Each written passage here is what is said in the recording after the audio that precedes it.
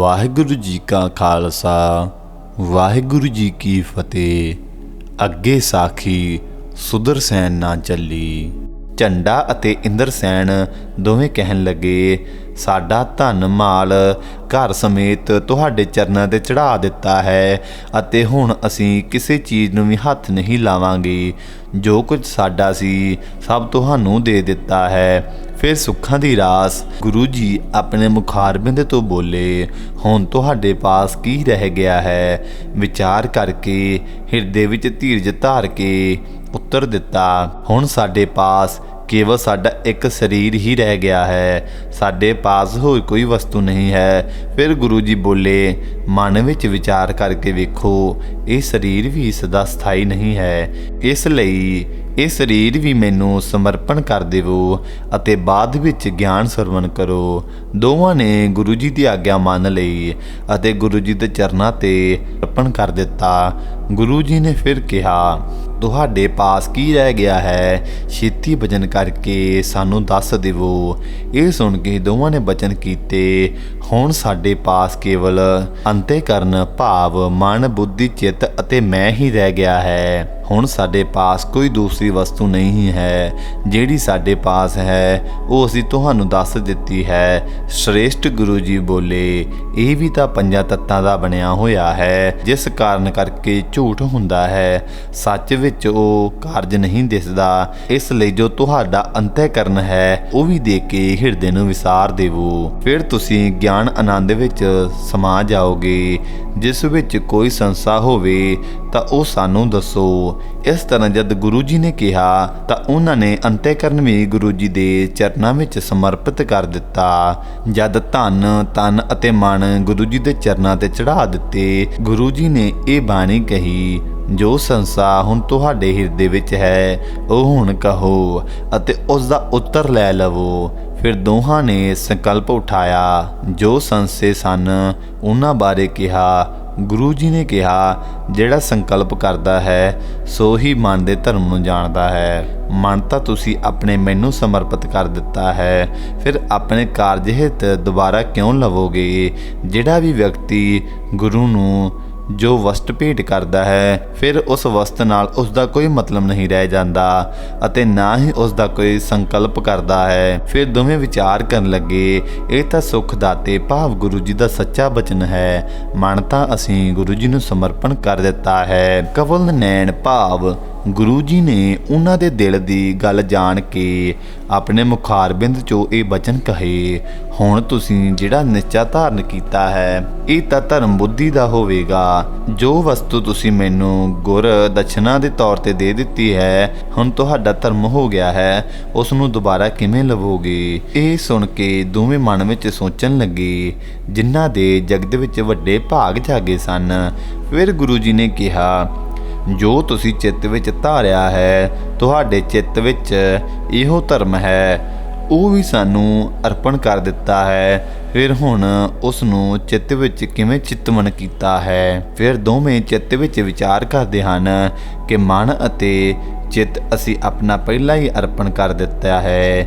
ਗੁਰੂ ਜੀ ਨੇ ਕਿਹਾ, ਚਿੱਤ ਵਿੱਚ ਤੁਸੀਂ ਵਿਚਾਰ ਕੀਤੀ ਹੈ, ਪਰ ਚਿੱਤ ਤਾਂ ਤੁਸੀਂ ਮੈਨੂੰ ਪਹਿਲਾਂ ਹੀ ਅਰਪਣ ਕਰ ਦਿੱਤਾ ਹੈ।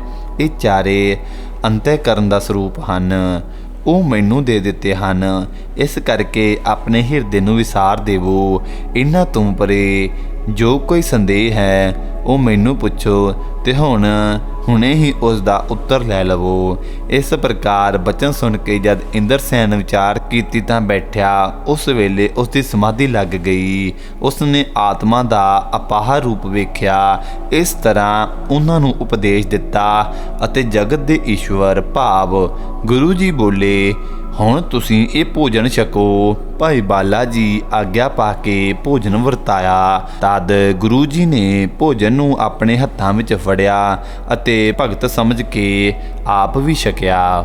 ਜਿਸ ਥਾਂ ਕੋਈ ਚੰਗਾ ਸੰਤ ਮਿਲਦਾ ਸੀ ਉਸ ਥਾਂ ਗੁਰੂ ਜੀ ਭੋਜਨ ਖਾ ਲੈਂਦੇ ਸਨ।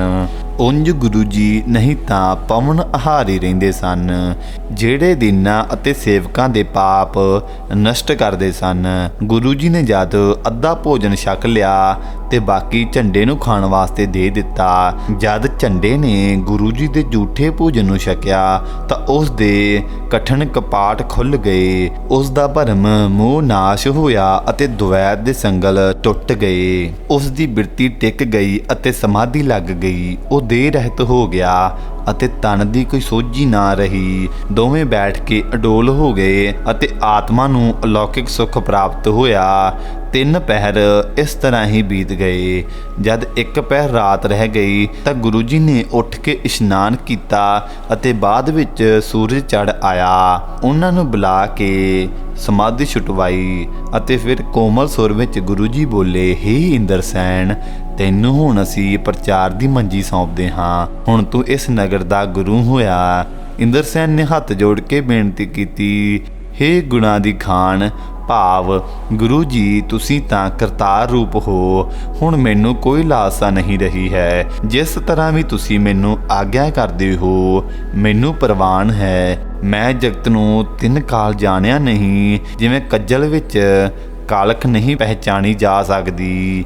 ਜਦ ਉਹਨਾਂ ਦਾ ਪੂਰਨ ਨਿਸ਼ਚਾ ਜਾਣ ਲਿਆ ਤਾਂ ਝੰਡੇ ਨੂੰ ਵੀ ਮੰਜੀ ਬਖਸ਼ ਦਿੱਤੀ। ਸਾਰੇ ਦੇਸ਼ ਦਾ ਸਤਿਗੁਰੂ ਬਣਾ ਦਿੱਤਾ, ਜਿਵੇਂ ਤੁਹਾਡੀ ਰਜਾ ਹੈ। ਇਹ ਕਹਿ ਕੇ ਉਹ ਆਪਣੇ ਨਗਰ ਚਲਿਆ ਗਿਆ। ਸਾਰੇ ਨਗਰ ਵਿੱਚ ਗੁਰੂ ਜੀ ਦੀ ਮਹਿਮਾ ਪ੍ਰਗਟ ਹੋ ਗਈ। ਨਗਰ ਦੇ ਮਨੁੱਖ ਹਰ ਵੇਲੇ ਇਸ ਬਾਰੇ ਕਹਿੰਦੇ ਰਹਿੰਦੇ ਸਨ।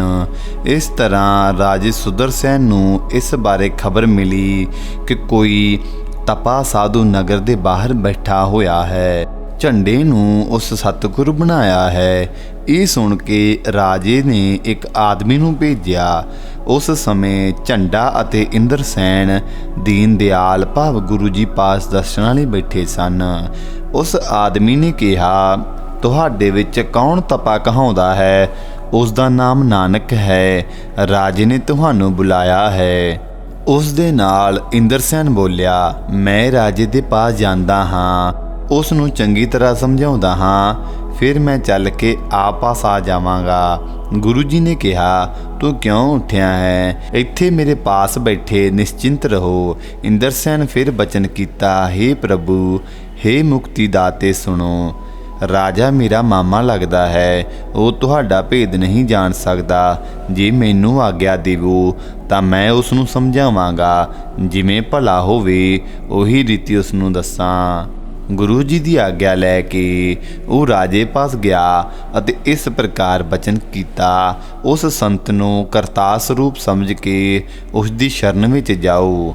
ਉਹ ਨੀਵਿਆਂ ਨੂੰ ਉੱਚਾ ਬਣਾਉਂਦਾ ਹੈ ਅਤੇ ਉੱਚਿਆਂ ਨੂੰ ਨਿਵਾਉਂਦਾ ਹੈ। ਉਹ ਉਜੜਿਆਂ ਨੂੰ ਵਸਾਉਂਦਾ ਹੈ ਅਤੇ ਵਸਦਿਆਂ ਨੂੰ ਉਜਾੜ ਦਿੰਦਾ ਹੈ। ਛੋਟਿਆਂ ਨੂੰ ਵੱਡਾ ਕਰਦਾ ਹੈ, ਵੱਡਿਆਂ ਨੂੰ ਛਿਨ ਵਿੱਚ ਛੋਟੇ ਕਰ ਦਿੰਦਾ ਹੈ। ਇਹ ਰਾਜੇ ਮਨ ਵਿੱਚ ਉਸ ਨੂੰ ਐਸਾ ਸਮਰੱਥ ਸਮਝੋ। ਰਾਜੇ ਨੇ ਕਿਹਾ, ਜਿਸ ਤਰ੍ਹਾਂ ਤੁਸੀਂ ਕਹਿੰਦੇ ਹੋ ਉਸ ਤਰ੍ਹਾਂ ਹੀ ਜਾ ਕੇ ਮੈਂ ਉਸ ਦੀ ਸ਼ਰਨ ਲੈ ਲੈਂਦਾ ਹਾਂ। ਜਿਸ ਦੀ ਇੰਨੀ ਭਾਰੀ ਮਹਿਮਾ ਸੁਣੀ ਹੈ ਉਸ ਦੇ ਦਰਸ਼ਨ ਦੀ ਮੇਰੀ ਅਭਿਲਾਸ਼ਾ ਹੈ। ਇੰਦਰਸੈਨ ਨੇ ਕਿਹਾ, ਭੇਟਾ ਲੈ ਕੇ ਜਾਓ ਅਤੇ ਆਪਣੇ ਆਪ ਨੂੰ ਨਿਵਾਰਨ ਕਰੋ। ਸ਼ੁਭ ਫਲ ਮਿੱਠੇ ਭੋਜਨ ਉਹਨਾਂ ਦੇ ਅੱਗੇ ਧਰੋ। ਗੁਰੂ ਜੀ ਦੇ ਦੋਹਾਂ ਚਰਨਾਂ ਤੇ ਡੰਡੌਤ ਬੰਦਨਾ ਕਰੋ। ਰਾਜੇ ਨੇ ਭੈਣ ਦੇ ਪੁੱਤਰ ਦੀ ਸਿੱਖਿਆ ਮੰਨ ਲਈ। ਹਿਰਦੇ ਵਿੱਚ ਇਹ ਗੱਲ ਸਮਝ ਲਈ ਕਿ ਇੰਦਰਸੈਨ ਨੇ ਉਸ ਦੇ ਹਿੱਤ ਵਾਸਤੇ ਹੀ ਕਿਹਾ ਹੈ। ਇਹ ਸੁਣ ਕੇ ਭੇਟਾ ਲੈ ਗਿਆ। ਇੰਦਰਸੈਨ ਵੀ ਉਸ ਦੇ ਨਾਲ ਸ਼ੋਭ ਰਿਹਾ ਸੀ। ਨੰਗੇ ਪੈਰ ਮਨ ਦੀਨ ਕਰਕੇ ਅਤੇ ਪ੍ਰੇਮ ਦੇ ਨਾਲ ਉੱਥੇ ਆਇਆ। ਹੱਥ ਜੋੜ ਕੇ ਨਮਸਕਾਰ ਕੀਤੀ, ਧਰਤੀ ਤੇ ਡੰਡੇ ਵਾਂਗ ਲੇਟ ਗਿਆ। ਗੁਰੂ ਜੀ ਦੇ ਚਰਨਾਂ ਤੇ ਡੰਡੌਤ ਬੰਦਨਾ ਕਰਕੇ ਮਨ ਬੜਾ ਪ੍ਰਸੰਨ ਹੋਇਆ। ਕਾਫੀ ਦੇਰ ਲੰਮੇ ਪਿਆ ਰਿਹਾ ਤੇ ਵੱਡੇ ਭਾਗਾਂ ਵਾਲਾ ਉੱਠਿਆ ਨਹੀਂ। ਗੁਰੂ ਜੀ ਨੇ ਦੇਖ ਕੇ ਪਿੱਠ ਤੇ ਥਾਪੀ ਦਿੱਤੀ ਅਤੇ ਕਿਹਾ, ਹੇ ਰਾਜੇ, ਉੱਠੋ, ਤੁਹਾਡਾ ਵੱਡਾ ਪ੍ਰਤਾਪ ਹੋਵੇਗਾ। 17 ਰਾਜੇ ਤੇਰੇ ਸਾਥ ਰਹਿਣਗੇ, ਤੂੰ ਸਾਰਿਆਂ ਦਾ ਮਹਾਰਾਜਾ ਹੋਵੇਗਾ। ਉਹ ਸਾਰੇ ਰਾਜੇ ਤੇਰੇ ਚਰਨਾਂ ਤੇ ਨਮਸਕਾਰ ਕਰਨਗੇ। ਜਦ ਰਾਜੇ ਦਾ ਬਹੁਤ ਪਿਆਰ ਵੇਖਿਆ ਤਾਂ ਉਸ ਨੂੰ ਇਹ ਵਰ ਦਿੱਤਾ ਕਿ ਤੇਰਾ ਰਾਜ ਪਾਟ ਬਹੁਤ ਵਧੇਗਾ। ਸੁਦਰਸੈਨ ਇੰਨਾ ਸੁਣ ਕੇ ਬਹੁਤ ਪ੍ਰਸੰਨ ਹੋਇਆ ਅਤੇ ਗੁਰੂ ਜੀ ਨੂੰ ਪ੍ਰਭੂ ਸਮਾਨ ਪਛਾਣਿਆ। ਰਾਜੇ ਨੇ ਹੱਥ ਜੋੜ ਕੇ ਬੇਨਤੀ ਕੀਤੀ ਅਤੇ ਗੁਰੂ ਜੀ ਨੂੰ ਆਪਣੇ ਘਰ ਲੈ ਗਿਆ। ਦਾਸਾਂ ਦੇ ਕੰਮ ਪੂਰੇ ਕਰਨ ਵਾਲੇ ਭਾਵ ਗੁਰੂ ਜੀ 1 ਮਹੀਨਾ ਉੱਥੇ ਰਹੇ। ਗੁਰੂ ਜੀ ਨੇ ਕਿਹਾ, ਰਾਜਾ ਜੀ ਮੇਰੀ ਗੱਲ ਸੁਣੋ, ਝੰਡੇ ਦੀ ਸਮਤਾ ਨਹੀਂ ਕਰਨੀ ਹੈ। ਜੇ ਤੁਸੀਂ ਆਪਣਾ ਭਲਾ ਚਾਹੁੰਦੇ ਹੋ ਤਾਂ ਸਦਾ ਉਸ ਅੱਗੇ ਨੀਵਾਂ ਹੋ ਕੇ ਰਹੋ। ਸਾਰੇ ਦੇਸ਼ ਵਿੱਚ ਸਿੱਖੀ ਪ੍ਰਗਟ ਕੀਤੀ ਅਤੇ ਝੰਡੇ ਅੱਗੇ ਨਿਵਾ ਦਿੱਤੇ। ਸਾਰੇ ਮਨੁੱਖ ਭਲਾ ਜਾਣ ਕੇ ਨਾਮ ਸਿਮਰਨ ਕਰਦੇ ਸਨ, ਨਾਮਦਾਨ ਅਤੇ ਇਸ਼ਨਾਨ ਕਰਦੇ ਸਨ। ਫਿਰ ਚੱਲਣ ਦੀ ਗੱਲ ਕੀਤੀ। ਇਹ ਸੁਣ ਕੇ ਰਾਜੇ ਨੇ ਕਿਹਾ, ਹਾਥੀ ਘੋੜੇ ਸਭ ਰਾਜ ਸਮਾਜ ਮੈਂ ਅੱਜ ਸਭ ਕੁਝ ਝੰਡੇ ਨੂੰ ਦਿੰਦਾ ਹਾਂ, ਮੈਨੂੰ ਆਪਣੇ ਨਾਲ ਲੈ ਲਵੋ। ਹੀ ਜਗਤ ਦੇ ਨਾਥ ਗੁਰੂ ਜੀ, ਮੈਂ ਤੁਹਾਡੇ ਬਗੈਰ ਨਹੀਂ ਰਹਿ ਸਕਦਾ। ਮੇਰੀ ਆਪ ਦੇ ਚਰਨਾਂ ਨਾਲ ਮੱਛੀ ਪਾਣੀ ਵਾਲੀ ਪ੍ਰੀਤ ਹੈ। ਇਸ ਤਰ੍ਹਾਂ ਪ੍ਰੇਮ ਉਤਸ਼ਾਹ ਨਾਲ ਰਾਜੇ ਨੇ ਕਿਹਾ। ਸਰੀਰ ਕੰਬ ਰਿਹਾ ਸੀ ਅਤੇ ਬੋਲੀ ਪ੍ਰੇਮਮਈ ਹੋ ਗਈ ਸੀ। ਉਸ ਵੇਲੇ ਰਾਜੇ ਦੀ ਹਾਲਤ ਬੜੀ ਵਿਆਕੁਲ ਅਤੇ ਬੇਚੈਨ ਸੀ। ਰਾਜੇ ਦੇ ਹਿਰਦੇ ਦੀ ਸੱਚੀ ਪ੍ਰੀਤ ਜਾਣ ਕੇ ਗੁਰੂ ਨਾਨਕ ਜੀ ਨੇ ਫਿਰ ਕੁਝ ਬਚਨ ਕਹੇ। ਹੇ ਰਾਜਨ, ਜਦ ਵੀ ਹਿਰਦੇ ਵਿੱਚ ਧਿਆਨ ਧਾਰਨ ਕਰੋਗੇ ਮੈਂ ਸਦਾ ਤੇਰੇ ਪਾਸ ਹੋਵਾਂਗਾ। ਸੁੱਚਮ ਰੱਖ ਕੇ ਕੜਾਹ ਪ੍ਰਸ਼ਾਦ ਕਰਾਵੋ, 1 ਟਕਾ ਅੱਗੇ ਰੱਖ ਕੇ ਅਰਦਾਸ ਕਰੋ। ਉਸ ਵੇਲੇ ਮੈਂ ਹਾਜ਼ਰ ਹੋਵਾਂਗਾ ਤੇ ਸਭ ਕਾਮਨਾਵਾਂ ਪੂਰੀਆਂ ਕਰਾਂਗਾ। ਇਸ ਤਰ੍ਹਾਂ ਕਹਿ ਕੇ ਜਗਤ ਦੇ ਮੂਲ ਭਾਵ ਗੁਰੂ ਜੀ ਰਾਜੇ ਨੂੰ ਧੀਰਜ ਦਿੱਤਾ। ਨਗਰ ਦੇ ਸਾਰੇ ਮਨੁੱਖ ਝੰਡੇ ਸਮੇਤ ਗੁਰੂ ਜੀ ਨੂੰ ਆਣ ਕੇ ਮਿਲੇ। ਉਹਨਾਂ ਸਭ ਨੂੰ ਧੀਰਜ ਦੇ ਕੇ ਗੁਰੂ ਜੀ ਅੱਗੇ ਚੱਲਦੇ ਪਏ ਜੀ।